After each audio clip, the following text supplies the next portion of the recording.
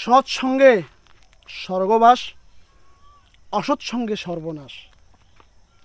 সব খাবার যেমন খাওয়া যায় না, সব জায়গায় যেমন থাকা যায় না, সব ব্যক্তিকে বন্ধু বানানো যায় না। আপনি যদি নামাজি ব্যক্তির সাথে যদি আপনি সম্পর্ক রাখেন, একদিন না একদিন সে আপনাকে মসজিদে নিয়ে যাবে।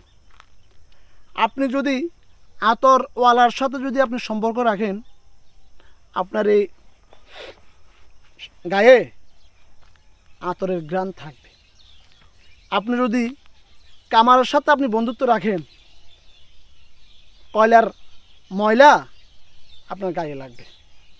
সুতরাং সব খাদ্য যেমন খাওয়ার উপযোগী নয়, সব বন্ধু নির্বাচন করার আগে আপনি দেখে শুনে, এই যে দেখবেন সিগারেট খাওয়াটা মানে হচ্ছে নেশার শুরুটা হচ্ছে সিগারেট দিয়ে।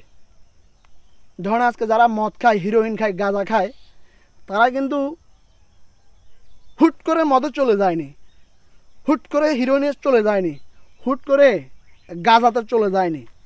নিশ্চয় সে কোনো না কোনো দিন সিগারেট থেকে শুরু করছে। এই সিগারেট শুরুটা হয় কিভাবে?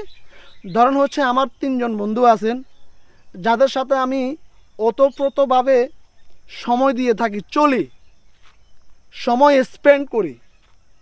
তা আমার দোস্ত, আমার বন্ধু কামাল আমারে বললো যে ধর আনোয়ার নে, এক টান দে। আমি হয়তো প্রথম দিন না বললাম, দ্বিতীয় দিন না বললাম, তৃতীয় দিন কিন্তু আমি চিন্তা করলাম যে হ্যাঁ, এত মজার জিনিস যদি হয়, তারা খায়, আমি কেন খাবো না। আমি শুরু করলাম। একটা সময় সিগারেট থেকে শুরু, শেষে গিয়ে একদম নেশার সর্বোচ্চ লেভেলে চলে যাওয়া হয়। তো সুতরাং এই ধরনের বন্ধু নির্বাচন থেকে, এই ধরনের বন্ধু সাহস না থেকে, এদের থেকে দূরত্ব বজায় রাখবেন আপনার জন্য।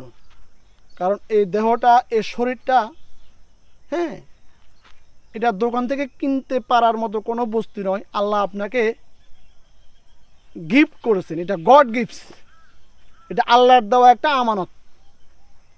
এটাকে সংরক্ষণ করার দায়িত্ব আপনার, যেন তেনভাবে নষ্ট করবেন না। তাই বন্ধু নির্বাচন করতে অবশ্যই দেখে শুনে করবেন। যাদেরকে প্রোঅ্যাক্টিভ পাবেন, ভালো পাবেন, ভালো পথের ব্যক্তি পাবেন, তাদেরকে হচ্ছে বন্ধু নির্বাচন করবেন। আপনি সেফ থাকবেন, আপনার জীবনটা সেফ থাকবে, আপনার ভবিষ্যৎ নিরাপদ থাকবে। অনেক ভালো থাকবেন। আসসালামু আলাইকুম রহমতুল্লাহ।